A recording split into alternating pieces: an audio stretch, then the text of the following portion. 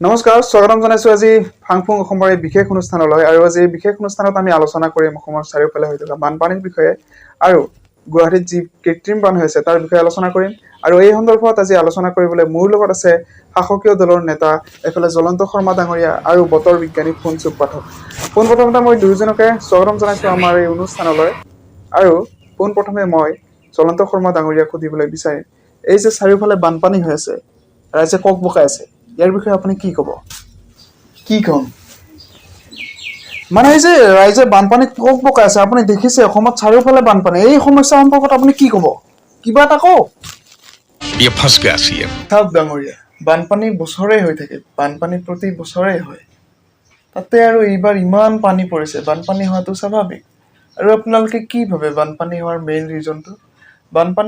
ৰিজনটো হ'ল যোৱাবাৰ ইন্দ্ৰ দেৱতাই বহুত পানী খালে তো সেই পানীবিলাকতো এৰিব লাগিব ন তো সেই পানীবিলাক ইন্দ্ৰ দেৱতাই এইবাৰ বেছিকৈ ঢালি দিছে যাৰ ফলত ইমান বানপানী হৈছে চাৰিওফালে বাৰু যোৱাবাৰ ইন্দ্ৰ দেৱতাই বেছিকৈ পানী খালে এইবাৰ বেছিকৈ পানী ঢালিলে বানপানী হ'ল কিন্তু এই বানপীড়িতৰ কাৰণে আপোনালোকৰ চৰকাৰে কি কৰিছে কিবা উত্তৰ আছে আপোনাৰ হাতত চাওক ডাঙৰীয়া আমাৰ চৰকাৰে আগতীয়াকৈ মানুহৰ মোবাইলে মেছেজ পঠিয়াই দিছে ক'ত কেতিয়া কিমান পানী পৰিব তো মানুহবিলাকে নিজে আগতীয়াকৈ সাৱধান হ'ব লাগিছিল এই ক্ষেত্ৰততো আমাৰ চৰকাৰৰ একো দুখ নাই আগৰ চৰকাৰে এইবিলাক কৰিছিল জানো কিন্তু আমাৰ চৰকাৰেতো কৰিছে আৰু জ্বলন্ত ডাঙৰীয়া এটা ডাঙৰ প্ৰশ্ন এই যে আপোনালোকক চৰকাৰক বছৰে বানপীড়িতসকলৰ সাহায্যৰ বাবে ৰাইজে বৰঙণি আগবঢ়ায় এই টকাবিলাক আপোনালোকে কি কৰে কিবা সুবিধা পাইছেনে ইয়াৰ পৰা বানপীড়িত লোকসকলে গোটেই এইবাৰ বিহু কমিটিক দিওঁতেই শেষ জ্বলন্ত ডাঙৰীয়া মই আপোনাৰ ওচৰত অকণমান দেৰিকৈ আহি আছোঁ এতিয়া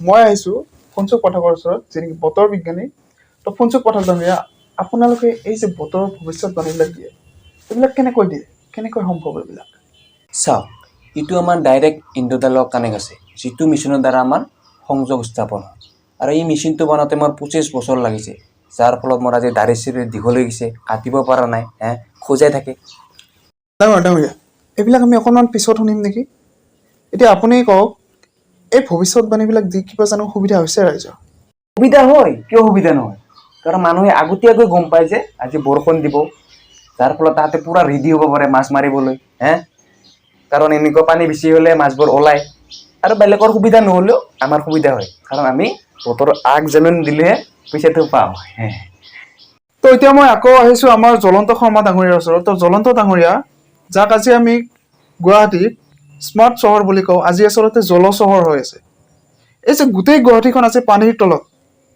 এই সন্দৰ্ভত আপুনি কি ক'ব কি বুলি ভাবে মানে আজি গোটেই গুৱাহাটীখন পানীৰ তলত হৈ আছে এখন স্মাৰ্ট চিটি চাওক গুৱাহাটীত যিমানবিলাক খাল আছিল বিল আছিল আপোনালোকেতো পুতি পেলাই ঘৰ বনালে বিল্ডিং বনালে আজি পানী জমা হ'বলৈ খালী ঠাই এটুকুৰা নাই আমি পেচাব কৰিবলৈও জেগা নাই আজি আমি নলা বনাই দিছোঁ কিন্তু সকলোৱে তাত জাবৰ পেলাই প্লাষ্টিক পেলাই আনকি ৰাতি হেৰি কৰিবলৈ ব্যৱহাৰ কৰা পেকেটটোও তাত পেলায় তো এনেকৈ হ'লেতো পানী যোৱা ৰাস্তাটো বন্ধ হৈ যাব ন তো এনেকৈ হ'লে বানপানী হ'বই তো এতিয়া মই আকৌ আহিছোঁ ফুনচুক ডাঙৰীয়াৰ ওচৰত তো ফুনচুক ডাঙৰীয়া আপুনি কি ক'ব যে গোটেই গুৱাহাটীখন পানী হৈ আছে যে গোটেই গুৱাহাটী পানীৰ তলত এই সন্দৰ্ভত আপুনি কি ক'ব কি বুলি ভাবে মানে কথাটো হ'ল কি এতিয়া চহৰৰ মানুহখিনি পুৰা এটা গাঁৱৰ ফিল ল'ব পাৰিছে গুৱাহাটীৰ মানুহখিনি এতিয়া ৰাজপথত আহি জাল মাৰিছে লোকেল মাছ খাবলৈ পাইছে এইটো সাধাৰণতে চহৰত দেখা পোৱা নাযায় আৰু এতিয়াতো মই বহুত ফূৰ্তি কৰিছোঁ কাৰণ এতিয়া অফিচ কাছাৰীবোৰ বন্ধ হৈ আছে আৰু এটা কথা মানে আমাৰ এই ফ্লেটৰ